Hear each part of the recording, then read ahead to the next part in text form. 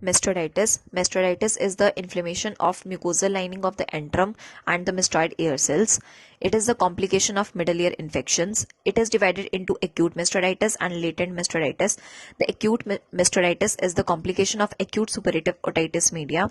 Here the patient presents to us with fever, with pain and tenderness over the cymba concha or over the tip of the mastoid.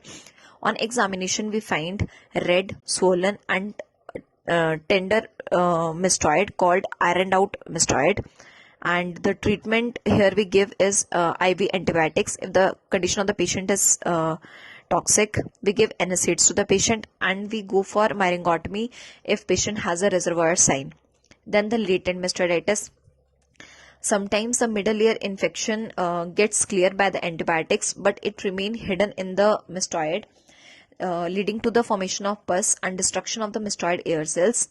Later on, a large single cavity in the mastoid is formed, also called as coalescent mastoid. And here the patient complains of persistent pain over the mastoid even after normalization of the middle ear infections. The diagnosis we made is by CT scan of the temporal bone showing clouding of the mastoid ear cells.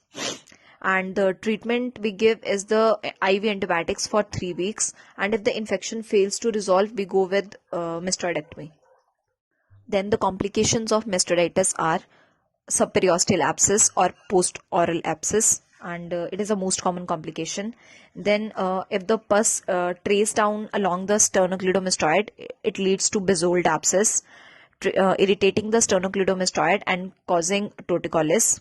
Then if the pus comes out from the posterior superior wall of the external auditory canal, it is called lux abscess. And if the pus come out of the root of zygomatic process, it is called zygomatic abscess. And if the pus traces along the posterior belly of digastric, it is called as Siteli's abscess.